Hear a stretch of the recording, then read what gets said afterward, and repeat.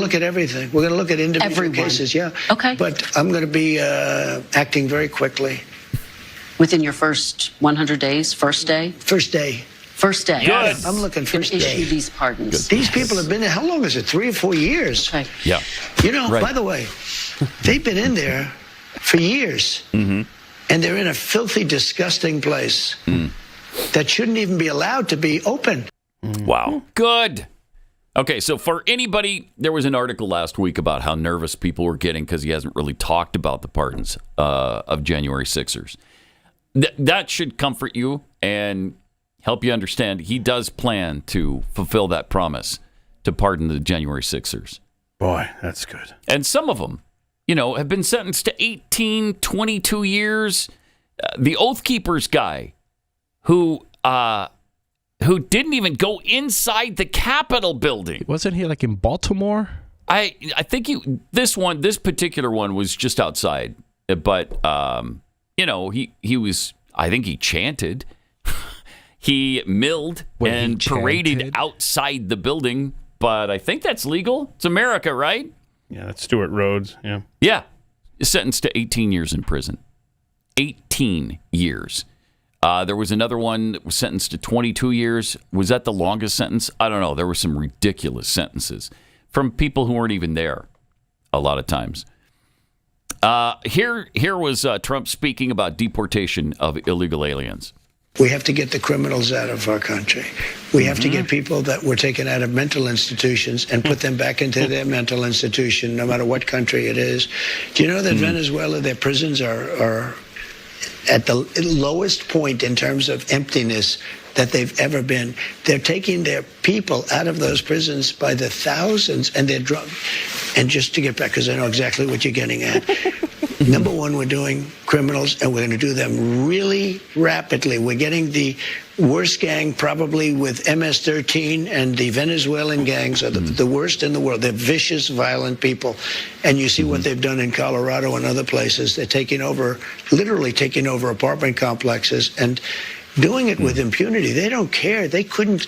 They just are. They're in the real estate business. You know, the local police say that is not the case in Colorado. Oh, it's totally the case. I mean, I have it you on don't He tape. didn't believe say the it wasn't the local case. police. Pause it for a I sec. used to play it. There's a lie right there from her.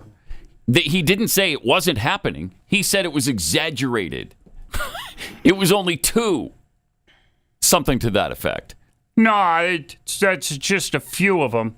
Okay. So they've only taken, how many is acceptable? How many apartment complexes have to be confiscated by gang members from other countries before you're worried about it? Well, as long as they take the ones that are far away from the swimming pool, you know, they can have in the back 40. All right. Part of the apartment complex, but not the ones with the prime real estate right at the community pool. Maybe we should put that in writing so everybody knows sort of the parameters here.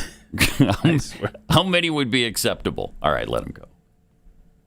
Case. I mean, I have it you on don't tape. believe the local police. I play it. I used to play it at my rallies every single night. No, they're breaking into doors. They're taking over the building. But sir, you and by the raised way, the point. police are afraid to do anything. Wow. Okay, she was very, very concerned for the illegals. Really doesn't want that to happen. I mean, he tried to accentuate the fact that, yeah, they're here illegally. Puddin'. Illegal aliens. And the ones that are really being disrespected here and treated badly are the people waiting to do it legally, waiting for 10 years in some cases. How long did Jonathan Dunn wait? Oh, gosh. Wasn't it 10 or 15 10 years? And Yeah. he got denied. Yes. Right. Over and over and over, he tried to get into this country. Finally made it, but it took over a decade. There's a lot of people like that. There's also people who have gotten to the United States and did it the right way, and they see all these people just being handed everything, the keys to our country. And they did it the right way. These people are doing it the wrong way, and they're being rewarded for it. How pissed would you be? Yeah, and by the way, that was you.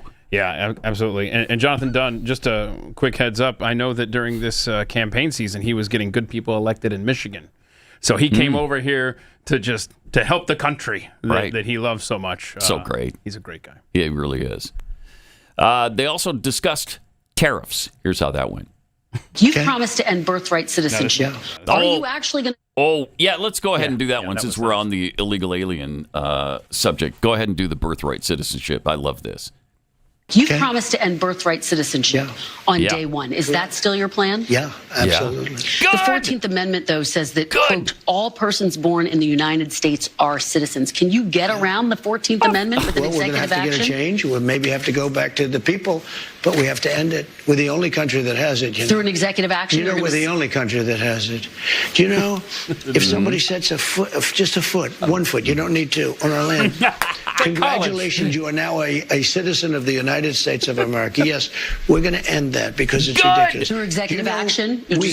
Well, if we can, through executive action. I was going to do it through executive action, but then we had to fix COVID first, to be honest with you. We have to end it. Yes, we do. Yes, that's a tremendous plan. That's something I've wanted to have happen forever. It just makes perfect sense. You can't just step across the border, birth a child, and then they're a citizen forever. And then you have to stay here too because we can't separate families. Here's what Section 1 of the 14th Amendment actually says. All persons born or naturalized in the United States and subject to the jurisdiction thereof are citizens of the United States and of the state wherein they reside. No state shall make or enforce any law which shall abridge the privileges or immunities of citizens of the U.S., on and on. But the point was that you can't deny people who have been living here citizenship because you don't like their ethnicity or they come from the South or the North. This was meant for something completely different than it's being used for. And it's about time that stops. Like he said, we are the only country in the world that allows that. Why should we? Why? I mean, Parkland Hospital here in Dallas. All right. I think it's still the case where like 75% of the births that happen in that hospital are birthing illegal aliens. Or they're from illegal aliens because those are all citizens once they're born. Okay, the hospital estimates about 70. What was the number you said? I said 75. Yeah, okay, well. I exaggerated. No, but this, I apologize. This is probably a conservative number. I mean, this is probably. This is NBC News I'm reading this from. So there you go. 70%. Man, that is insane. Isn't that crazy? And each year, about 16,000 babies are born at Parkland. And we're just supposed to be okay with that? Oh, my gosh. Yeah, it's fine. Yeah, just cross the border. And you know it's worse in other cities. By the way, when I Googled that, an NBC News article came up, and then right underneath that was a Snopes article. And I was like, oh, really, Snopes? You're going to counter what NBC News has to say about this? I scrolled down. No, they say it's true. It's true. That is amazing. There is. Yeah, we're not even a border city. What are we, 300 miles, 400 miles from the border? Or a long way from the border? Texas is a big place. I was watching, I don't know, some clip on YouTube, and they were talking about Texas. And they mentioned the fact that El Paso is closer to San Diego than Houston. I love it. It's incredible. Such a great stat. Yeah, we're an 8-hour drive awesome. from Brownsville from here, 544 miles. 8-hour drive. Just think of where you live right now. Mm-hmm. Think of how far you could get in 8 hours. Yeah. And that's how far we are from the border. Yet 70% of the births. Yet at Parkland, 70% of the children born there are from illegal aliens.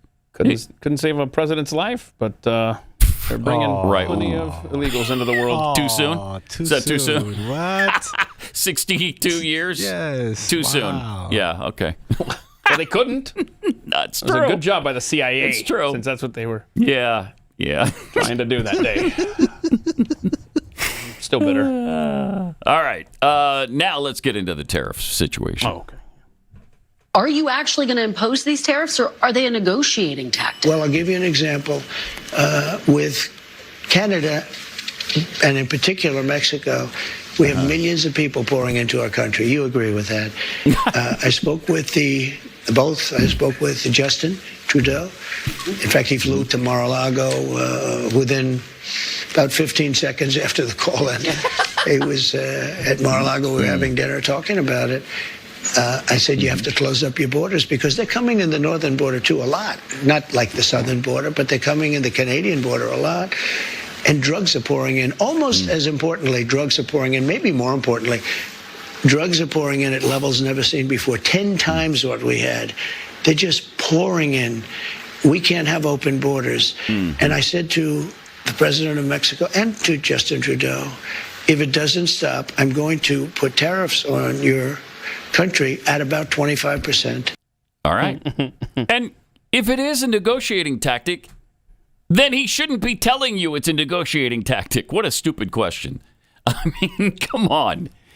You lose that negotiating ploy if you do tell him, yeah, I'm just negotiating. It's just, that's not really going to happen. So you have to stick to it.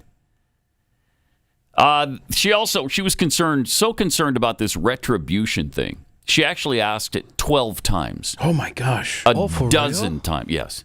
Yeah. Yep. She asked him 12 times. Now, she couched it with various people, but the whole point was you're going to seek retribution against your enemies.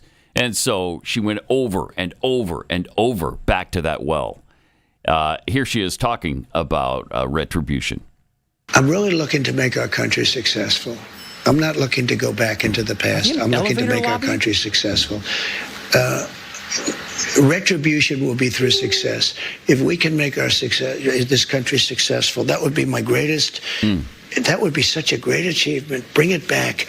We have a country now that's overridden with crime, that has millions of people that shouldn't be here, that should be in prisons in other countries, that should be in mental institutions. We have drug lords being dropped into our country and told never go back to their country.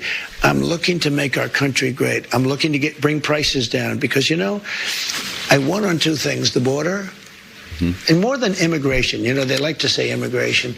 I break it down more to the border, but I won on the border and I won on groceries. It's a very simple word, groceries. He did win on those things. I believe that. That's really true.